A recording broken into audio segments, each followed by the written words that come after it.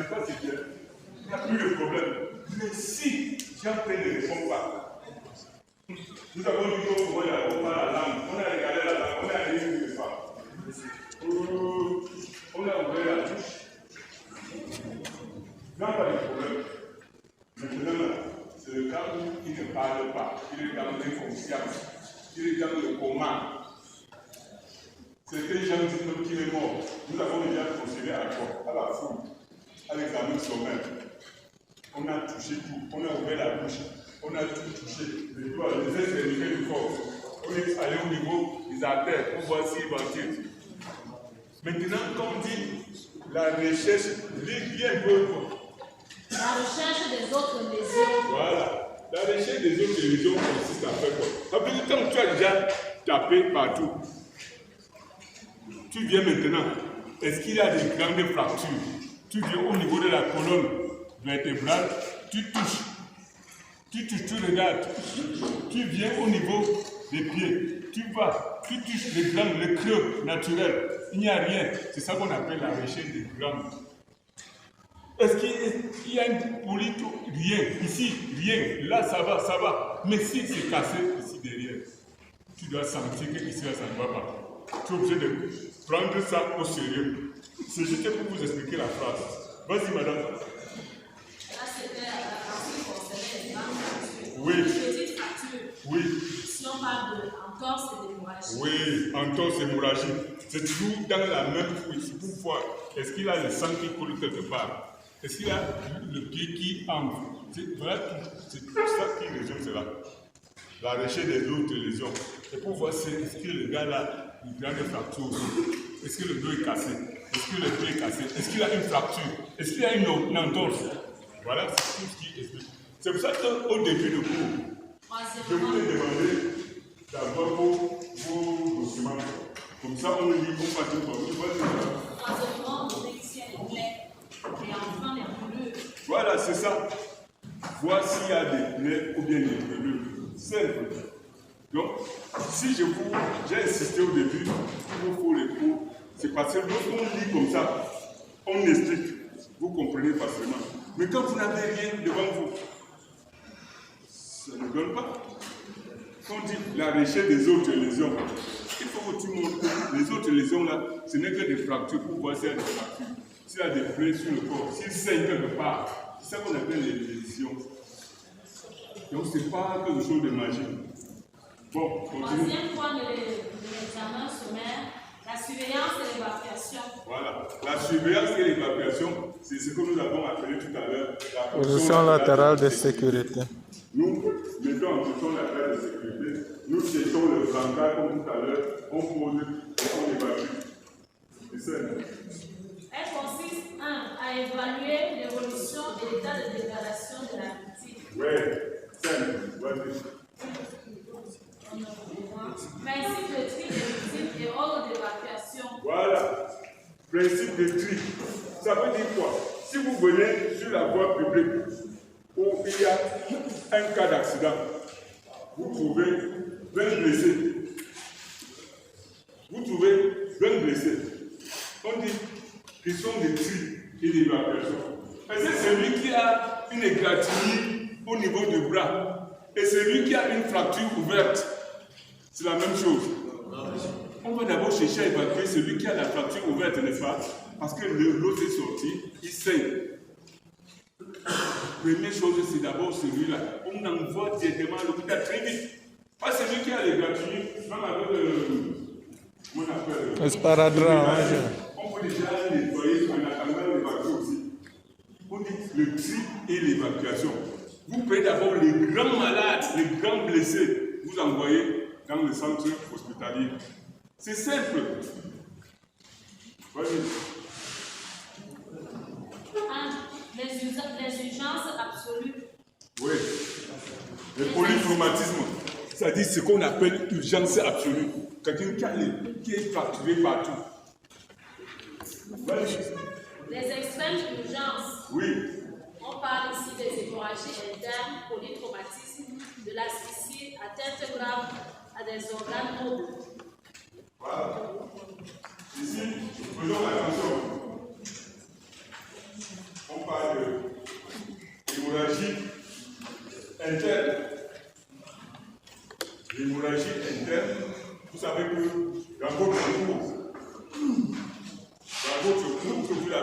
vraiment faux. Nous avons 3 types d'hémorragie. Il y a l'hémorragie interne, l'hémorragie externe et l'hémorragie extériorisée, n'est-ce pas? L'hémorragie, commençons par extérioriser. L'hémorragie externe, extériorisée, c'est l'hémorragie qui sort par les anus, le nez, les oreilles. C'est ce qu'on appelle hémorragie extériorisée. Nous avons encore ce qu'on appelle hémorragie externe. Là, c'est facile. Donc, une blessure, le sang coule. Tout le monde le voit. Qui est avec moi?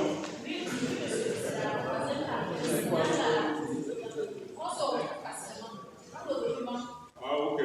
Mais tu me dis, je m'arrête. Suivez un peu, suivez. Ça arrive, les gars, ce n'est pas mon père, c'est pas grave. Suivez un peu. Je reprends. Hémorragie extériorisée. C'est l'hémorragie qui sort par les orifices naturels. Est-ce qu'on se comprend? C'est l'hémorragie qui sort, c'est-à-dire le sang qui coule par les orifices naturels, c'est-à-dire les oreilles, le nez et la bouche, l'anus et le... Bon, bref, tout ce qui est ouvert sur l'homme. L'hémorragie externe, c'est l'hémorragie qui fait couler du sang hors des vaisseaux. C'est-à-dire, tu vois comment le sang coule. C'est facile à gérer, n'est-ce pas? Bon, maintenant, alors, l'hémorragie interne. L'hémorragie interne. Lorsqu'il y a accident, mes amis, quand vous arrivez, ne suivez pas celui qui bavarde beaucoup. Faites attention. Parce que quand vous arrivez, vous trouvez les gens couchés là, vous allez trouver un monsieur un peu agité. C'est même lui qui va vous dire ce qui va se passer. Il dit, qu'est-ce qui s'est passé? Il commence à raconter. Mais vous voyez les gens qui ont des fractures là, ils sont en train de bouger, de s'agiter. Mais celui-là qui vous dit que, comme tu vois là, il s'est passé ceci. Le chauffeur là a fait ça. Quand il raconte ça, après il part, il s'assoit. Pendant que tu te bats à gérer les autres, lui, celui qui t'a donné les nouvelles, lui ne parle plus. Tu vois seulement, à un moment donné, tu vois comment les lèvres deviennent déjà bleues. Tu vois comment les yeux deviennent pâles. Tu vois comment les extrémités du corps deviennent très très humides. Alors, il est en train de saigner à l'intérieur de son organisme. Il est en train de saigner. Et c'est lui qui, généralement, il meurt avant les autres. Faites donc attention lorsque vous arrivez devant un cas où il y a trop de blessés, couchés partout là. Ne courez pas trop vers celui qui pleure même beaucoup. Mais je vous dis que c'est celui qui vous donne même, qui vous raconte tout ce qui s'est passé. Celui qui meurt souvent le premier. Donc faites très attention. Lorsque vous arrivez devant les cas d'accident, et c'est pour ça que j'attire votre attention, il vous dit que lorsque vous arrivez devant un cas de groupe accidenté, qu'est-ce que je veux? Le sang, il y a le sang qui coule. Prenez d'abord votre calme. Calmez-vous. D'abord vous-même, vous secouriste. Calmez-vous d'abord. Je fais comment? Je pose la question, qu'est-ce qui s'est passé? Et celui qui répond vite, faites attention. Chaque fois que vous irez peut-être arranger le pied de l'autre, suivez le monsieur là. Parce qu'à un moment donné, vous allez vous retourner, vous le constatez qu'il ne parle plus. Vous voyez seulement comment les yeux deviennent vraiment pâles. Les lèvres bleues. Il est parti. Il est parti parce que vous avez cru que c'était un monsieur Sauvé. Normal. Vous l'avez envoyé d'autres blessés avec les plaies à gauche à droite. Vous l'avez envoyé celui-là. Vous l'avez laissé. Oh, celui-là partait vite. On allait l'opérer et le sauver. Voilà. Voici madame. Monsieur. Oui. Et comment peut-on interroger ce cas sur le lieu d'accident? Voilà, ce cas sur le lieu d'accident. Suivez. Ce cas sur le lieu d'accident. Alors c'est là où le secouriste est fort. Lorsque le secouriste arrive, Si c'est un monsieur avisé, celui qui vient de lui parler, il va l'observer. Il va l'observer.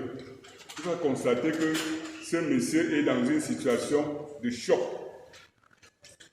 Dès que tu l'observes, tu vas voir comment il est en train de changer devant toi.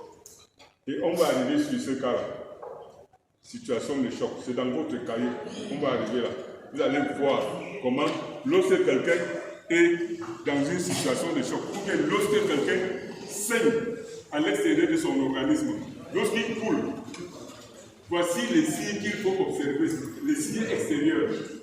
Est-ce qu'on se comprend? C'est-à-dire, dès que vous trouvez quelqu'un qui a choqué, ou bien qui saigne à l'intérieur de son organisme, voici les signes qu'il faut observer. C'est simple, c'est dans votre cours. On va regarder arriver. Vas-y, madame.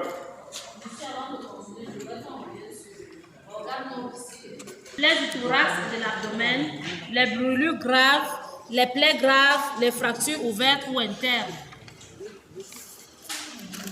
Cas pratique, retournement par la tête et par les pieds déjà fait. Oui, nous avons déjà vu cela. Dégagement d'urgence par le poignet, les chevilles, traction par les aisselles. Voilà, mais nous n'avons pas vu cela, n'est-ce pas? Non, non. Dégagement d'urgence par les pieds, par la tête. On dit dégagement d'urgence, c'est où? Sur la voie publique, n'est-ce pas? Sur la voie publique, on demande de dégager la personne avant de l'aider. Voilà. Je viens là. On dit par les pieds ou par la tête. Mais moi, voici par les pieds, par la tête. Dégagement d'urgence par les pieds, par la tête. Comme nous sommes en situation d'urgence, je peux venir là, je fais ça. Regardez. Je fais ça. Je tire ici, pour dégager. Ici, c'est plus difficile, n'est-ce pas? C'est un peu difficile parce qu'on peut gratter son dos sur le boulon. Bon, mais je vous conseille de faire le dégagement par la tête. Par la tête. Je viens par la tête. Je fais ça. Suivez. Dégagement d'urgence par la tête. Nous sommes sur la voie publique. Nous sommes sur la voie publique. Je viens là. J'envoie ma main là, sous les deux épaules. Je le soulève. Oh, quand tu réduis ton corps, laisse-toi battre. Suivez. Suivez. Suivez. Nous sommes sur la voie publique. Nous voulons dégager quelqu'un rapidement. Avant de le soigner, n'est-ce pas? Je viens là. Oh, je bloque. Suivez. Vous avez vu, j'ai bloqué. Je dois le dégager. Je fais ça. Oh. C'est simple, n'est-ce pas? C'est plus facile que là. Tourne-toi.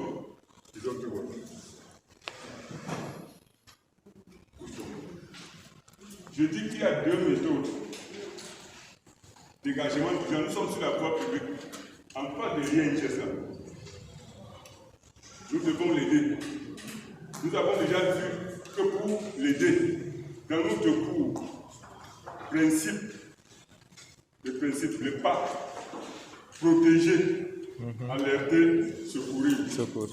Je balise d'abord. C'est ça. Le PAS, protéger, alerter, secourir. Je balise. Je viens maintenant. Je peux alerter quelqu'un ou bien je peux aller seul. Pour le dégager rapidement, je viens là. Hop, je bloque. C'est bloqué. J'envoie les mains sous les aisselles. Sous les aisselles, là. Regardez. Hop. Oh, petit. Tu es un cobaye. Quelqu'un sur la voie publique, n'est-ce pas? Monsieur. Nous avons vu qu'on pouvait le faire par les pieds. Mais, j'ai dit ceci. Si on commence à faire par les pieds, là, On risque de gratter son dos. automatiquement, on va gratter le dos. Si c'est sur le boudron. Mais je vous dis, la façon la plus facile, la meilleure façon, c'est ça. À la venir là, tête. au niveau de la tête, je fais ça, hop, il se lève, je bloque. Je bloque. Et j'envoie maintenant les mains là. Je me lève doucement et puis je le tire, hop. C'est facile, n'est-ce pas? Super.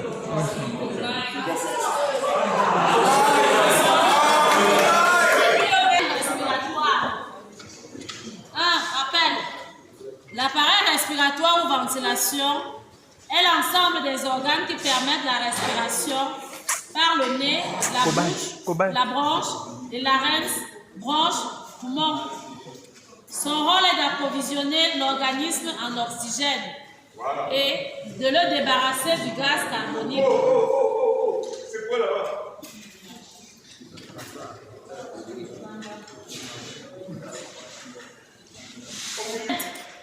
L'insuffisance respiratoire, la gêne respiratoire et l'arrêt respiratoire.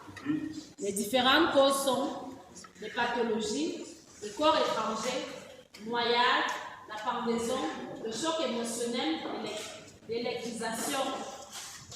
Les différentes conséquences sont la perte de connaissance, la perturbation du fonctionnement du cœur, la mort si rien n'est fait.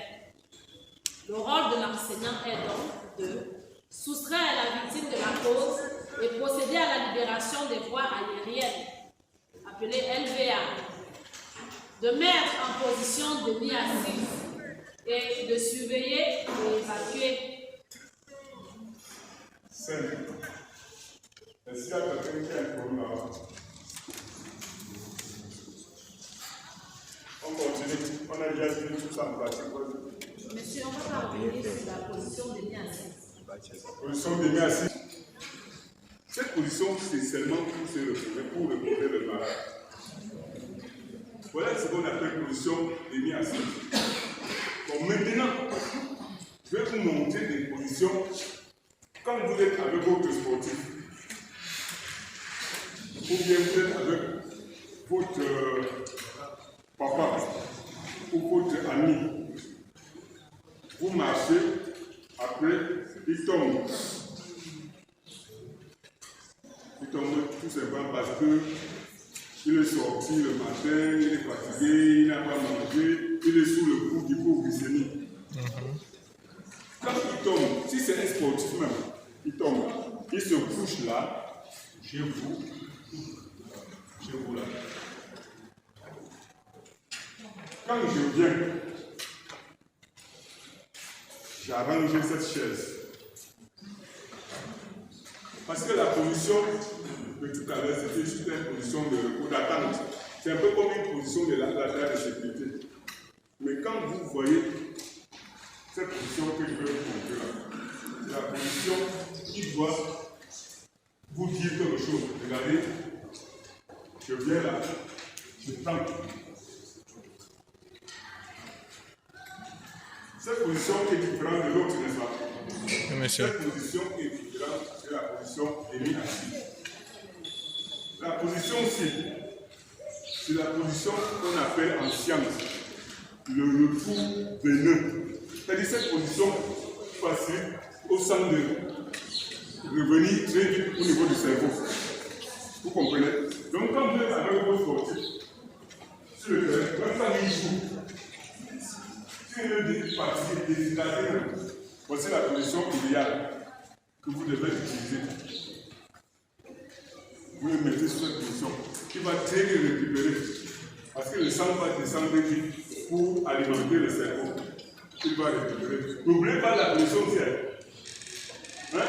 J'ai vu quelques mieux joueurs dans le malheur qui jouent souvent la position à Madagascar. Tu lui donnes 20 minutes ou bien tu dis que 15 minutes, ça dépend.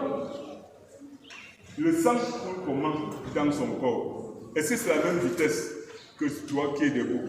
Je ne sais pas. Mais ça dépendra. Mais la meilleure position pour un choqué, c'est celle-ci.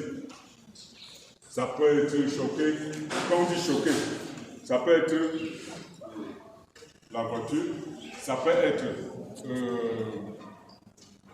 la perte d'excès de sang.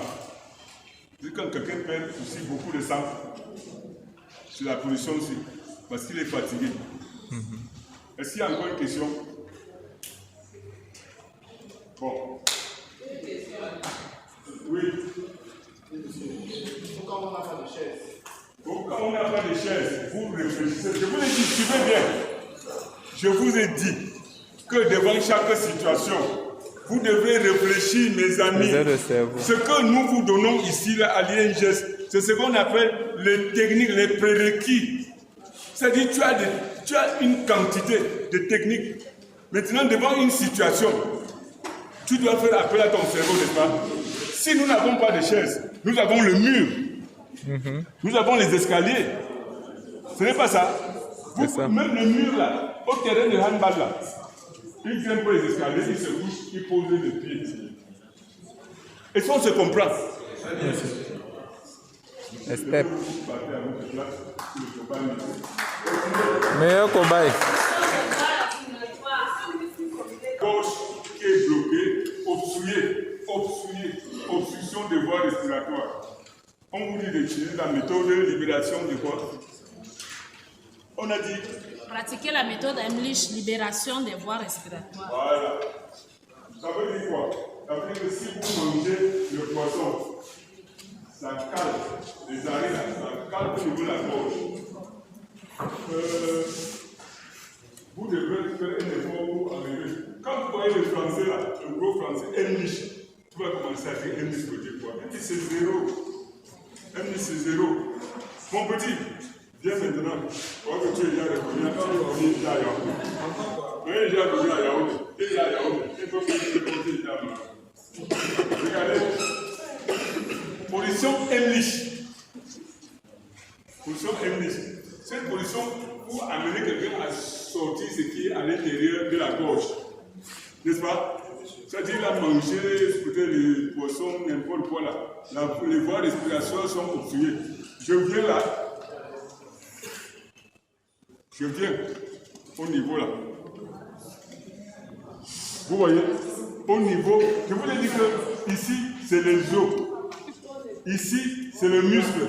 Et le muscle qui est ici s'appelle le sternum. Le sternum. Hein? Je viens là. Je pose mes mains là. Je fais hop. Hop. Je fais ça. Hop. Ça va sortir. Soit, si c'est l'eau qui la bute, je pose au sol.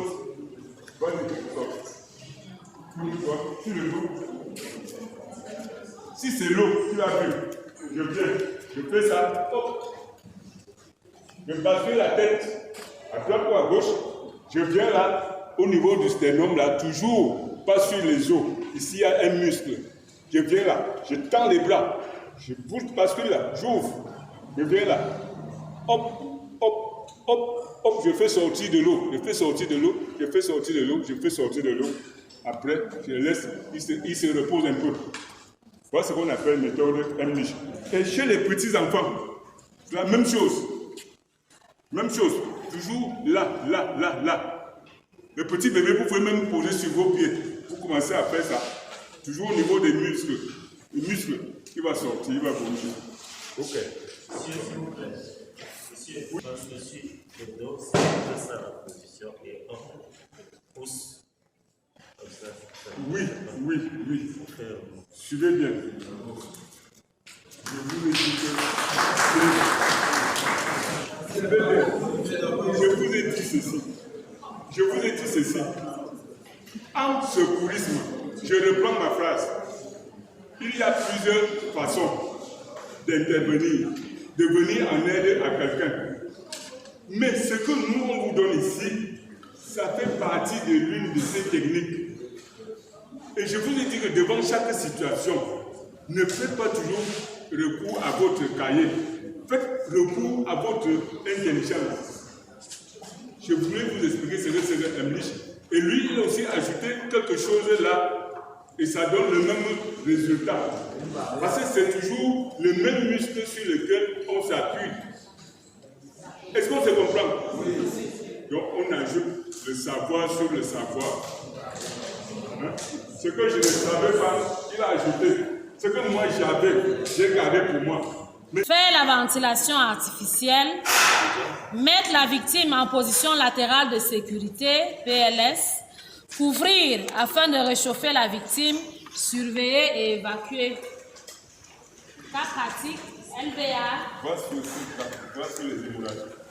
L'appareil respiratoire, circulatoire.